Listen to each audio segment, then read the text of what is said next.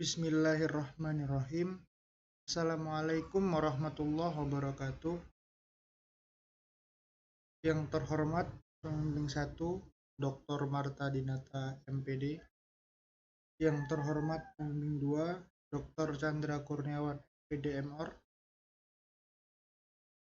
Yang terhormat pembahas Dr. Francisco Nurseto MC. Saya Alvinto Kurniawan, NPM 2013051031. Pada kesempatan ini akan menyampaikan presentasi dengan judul Pengaruh push-up terhadap kecepatan pukulan Kyokusuke cabang olahraga karate pada ekstrakurikuler karate di SMA Kebangsaan Lampung Selatan. Yang pertama yaitu bab 1, pendahuluan. Kemudian ada latar belakang. Pada prinsipnya, manusia melakukan aktivitas olahraga dengan tujuan untuk mencapai tingkat kesegaran jasmani tertentu, mengisi waktu senggang, dan meningkatkan pertahanan diri melalui olahraga bela diri. Menurut Bangun, olahraga adalah kegiatan pelatihan jasmani, yaitu kegiatan jasmani untuk memperkaya dan meningkatkan kemampuan dan kepercayaan dan keterampilan gerak dasar maupun gerak keterampilan (cabang olahraga). Selanjutnya yaitu identifikasi masalah. Yang pertama, kemampuan siswa dan siswi saat melakukan pukulan Kyokusuke pada ekstrakurikuler karate di SMA Kebangsaan Lampung Selatan masih rendah. Yang kedua, adanya kesulitan pada siswa dan siswi saat melakukan pukulan Kyokusuke pada ekstrakurikuler karate di SMA Kebangsaan Lampung Selatan. Yang ketiga, belum diketahuinya pengaruh latihan push-up terhadap kecepatan pukulan Kyokusuke cabang olahraga karate. Kemudian yang selanjutnya yaitu batasan masalah. Berdasarkan latar belakang masalah yang diuraikan di atas, agar tidak menyimpang dari masalah di atas, maka perlu adanya batasan masalah, yaitu peneliti hanya membatasi pengaruh latihan push-up terhadap kecepatan pukulan Kyokusuke cabang olahraga karate pada ekstrakurikuler karate di SMA Kebangsaan Lampung Selatan. Kemudian rumusan masalah. Berdasarkan uraian yang telah dikemukakan di atas, maka penelitian ini perlu dibuat rumusan masalah. Adapun rumusan masalah dalam penelitian ini adalah apakah terdapat pengaruh latihan push-up terhadap kecepatan pukulan Kyokusuke cabang olahraga karate pada ekstrakurikuler karate di SMA Kebangsaan Lampung Selatan. Selanjutnya adalah tujuan penelitian.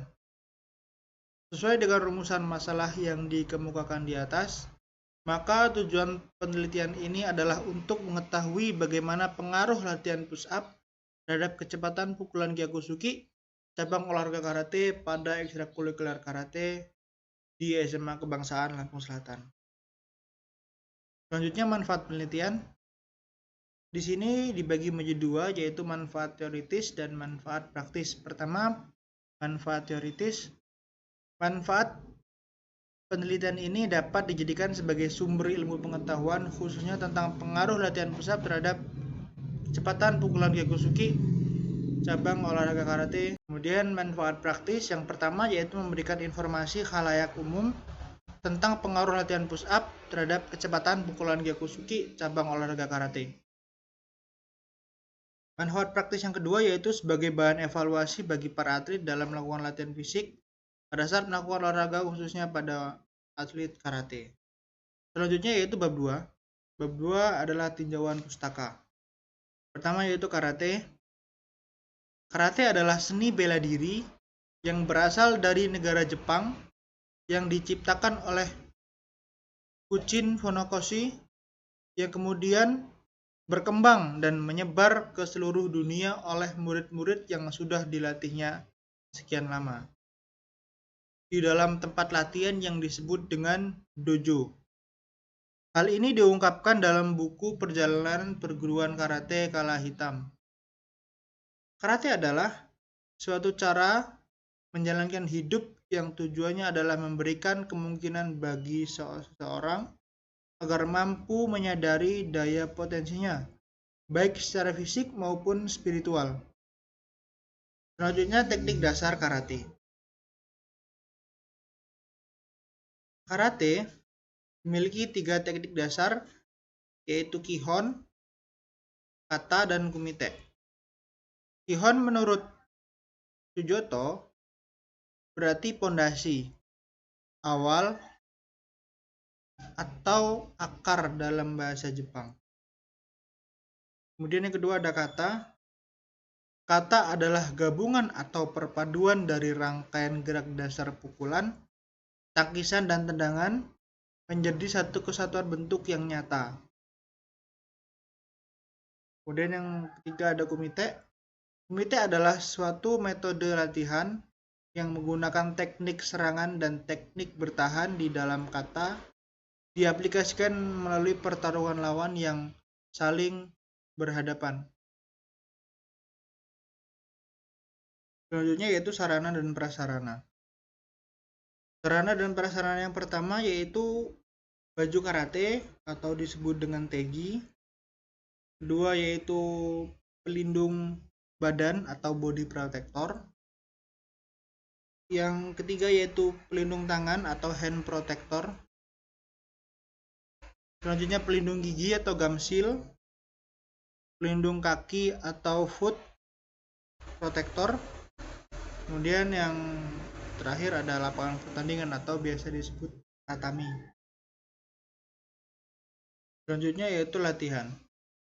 Menurut Harsono, latihan atau training adalah proses yang sistematis dari berlatih atau bekerja yang dilakukan secara berulang-ulang dengan kian hari kian menambah jumlah latihan atau pekerjaannya.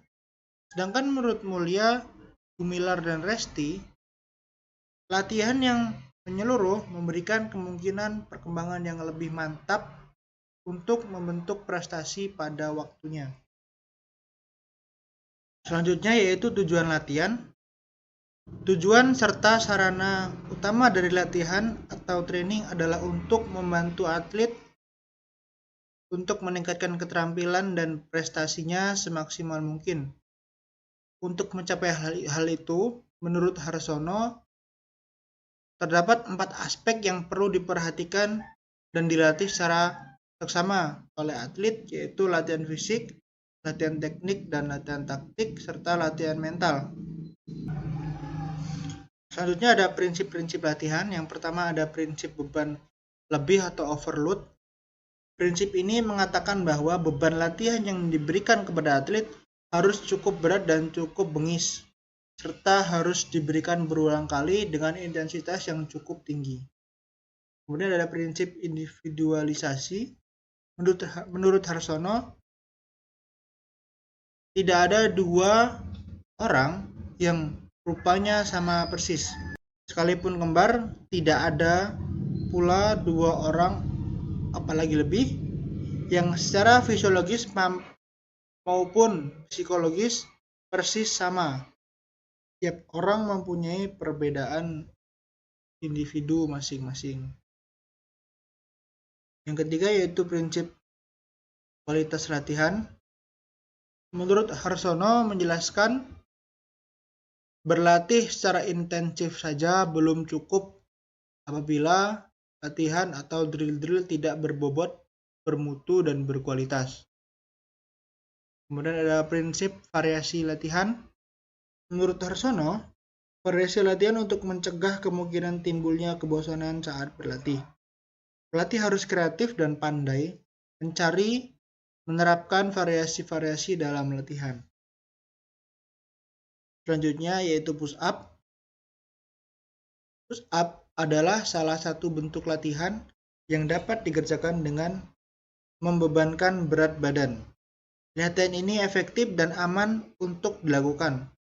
Latihan push up sangat baik untuk mengembangkan otot-otot pergelangan tangan dan otot-otot siku, otot-otot shoulder, flexor, dan otot-otot dada. Dalam melakukan gerakan push up, tubuh akan mempertahankan dengan sikap kekuatan ekstensi. Banyak otot lain berkontraksi secara statis untuk stabilitas pergelangan kaki, panggul, dan dada. Kemudian pukulan Gyakusuki. Menurut Alif, pukulan Gyakusuki adalah pukulan ke arah tengah berlawanan dengan kaki. Dapat diartikan, pukulan Gyakusuki adalah pukulan yang melibatkan lengan belakang dan bahu.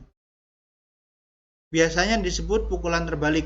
Pukulan ini dilakukan dengan posisi berlawanan dengan postur Zenkutsu Dachi. Misal kaki kiri di depan, jadi memukul sasaran dengan tangan kanan. Kemudian kecepatan. Pada dasarnya, kecepatan merupakan komponen biomotor yang digunakan dalam semua cabang olahraga.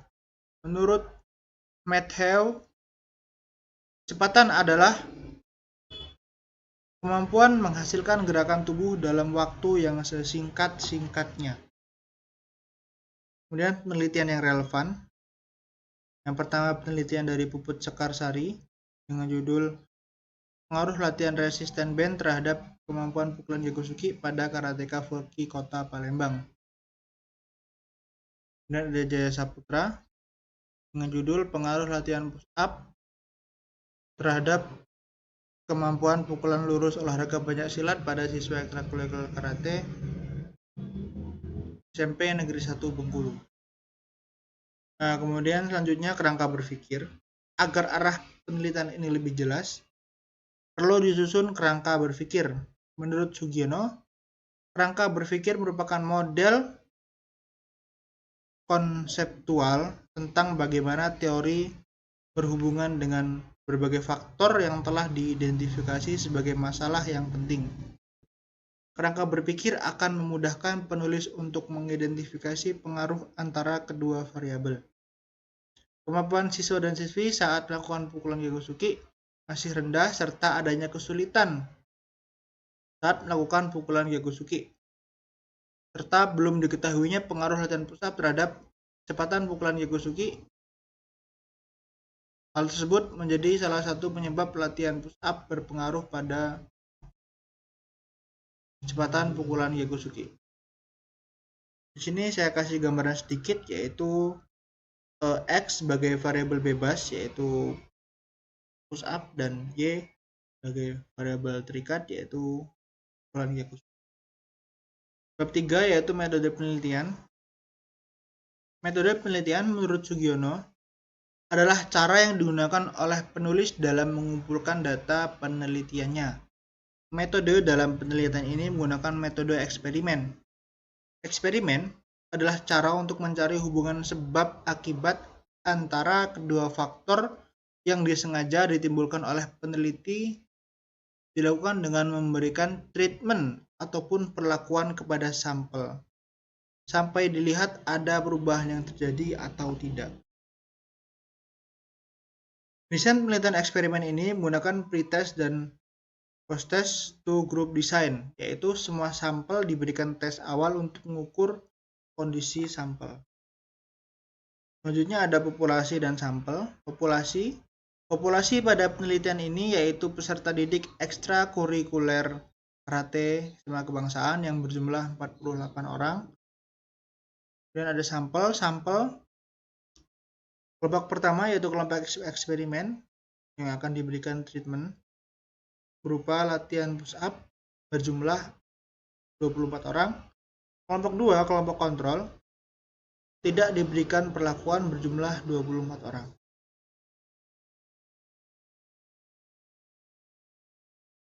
Tempat dan waktu. Tempat penelitian dilaksanakan di SMA Kebangsaan Lampung Selatan. Waktu pelaksanaan penelitian setiap 1 minggu dengan 3 kali pertemuan selama 1,5 bulan. Selanjutnya ada variabel penelitian dan instrumen penelitian. Variabel pertama yaitu variabel bebas dan kedua variabel terikat. Variabel bebas dalam penelitian ini yaitu latihan push up dan variabel terikat dalam penelitian ini yaitu pukulan Gyakusuki. Dan instrumen penelitian. Untuk mendapatkan data variabel terkait di atas, maka diberikan tes. Adapun tes tersebut adalah latihan push up. Kemudian yang terakhir yaitu teknik analisis data. Ada 3, yaitu yang pertama uji normalitas, uji homogenitas, dan uji hipotesis. Uji normalitas dilakukan sebagai prasyarat untuk melakukan uji perbedaan dari hasil uji prasyarat tersebut akan diketahui apabila data berdistribusi normal atau sebaliknya. Kemudian uji homogenitas dilakukan untuk memperoleh informasi apakah kedua kelompok sampel memiliki varians yang homogen atau tidak. Kemudian yang ketiga yaitu uji hipotesis. Analisis data ditujukan untuk mengetahui jawaban akan pertanyaan-pertanyaan dalam penelitian. Mungkin cukup sekian yang dapat saya sampaikan, kurang dan lebihnya saya mohon maaf. Pada Allah saya mohon ampun, saya akhiri. Wassalamualaikum warahmatullahi wabarakatuh. Saya kembalikan ke moderator.